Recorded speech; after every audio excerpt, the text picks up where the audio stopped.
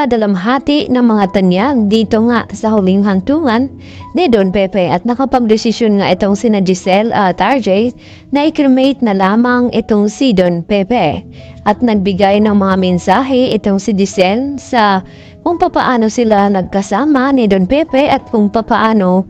nawalay ito. At dito naman na nalunggot ng husto itong si Zoe dahil sa pagkawala ng araw ng kanyang lolo Pepe at ganon din naman itong si Annalyn Santos at alam daw nito na kung gaano daw sila kamahal ni Don Pepe.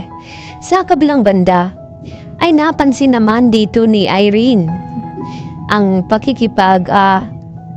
mabutihan di umano ni Lynette dito nga kay RJ at in fairness ay talaga naman daw napakagwapo itong ex dito ni Lynette na ang tinutukoy nito ay walang iba kundi itong si RJ dahil nagpunta nga itong si Irene dito sa Apex upang kunin dito kay Carlos itong pera na kinakailangan nito at dito naman na hindi inakala na narinig nga dito ni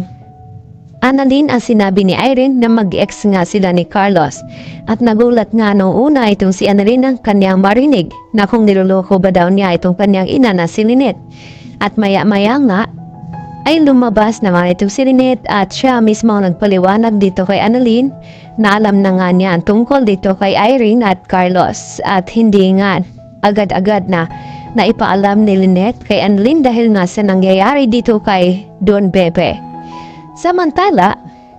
nang makita naman dito ni Carlos, itong si Lynette at si RJ, ay tila pigil na pigil itong kanyang sarili sa selos dahil inintindi na lamang niya muna ito dahil alam nito na nagduluksa nga itong si RJ sa pagkawala ng kanyang papa. At dito naman na dumalaw itong si RJ dito sa Estridge Hospital upang bigyan nga ng bulaklak itong si Annalyn dahil sa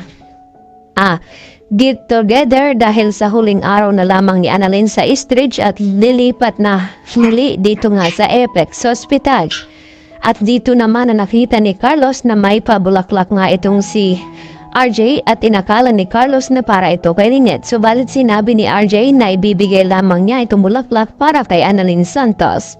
At naintindihan naman ito ni Carlos. Samantala,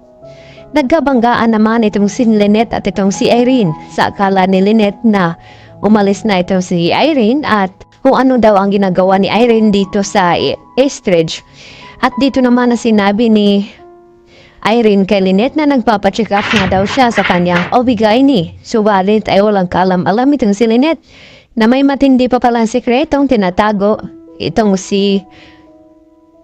Irene sa kanya dahil sa sinabi niya dito no ibigay ni Carlos itong chicken na pera sinabi ni Irene na magagamit daw nila ng kanyang anak. Yun pala ay may anak sila ni Carlos Benetes itong si Irene. At dito naman sa Apex Hospital at winelcome naman nila ni Giselle itong mga pagbabalik muli ni Annalyn Santos dito sa Apex Hospital at dito naman nagparinig na naman itong si Zoe na hindi katulad now ng ibang tao dyan na kagaya ng ina at ganun din ang anak at sumagot itong si Justine na kriminal din daw itong si Zoe kagaya ng kanyang ina. At mayroon namang himala na mangyayari dahil sa pagbabago ni Moira at hindi nangaraw niya, itutuloy ang kanyang paghihiganti dahil di umano, magbabago na nga daw siya at magsisimula muli at Diyos na lamang ang kanyang babanggitin ngayon. Kaya ngayon ay may malaking revelasyon dito kay Carlos at Irene dahil nagkaanak pala silang dalawa at ito na ngang si Carla na makikilala na nga natin dahil nagpapagamot nga ito sa Apex Hospital. Yan po ating pakatutukan bukas dito lamang yan sa Abot Kamay na Pangarap.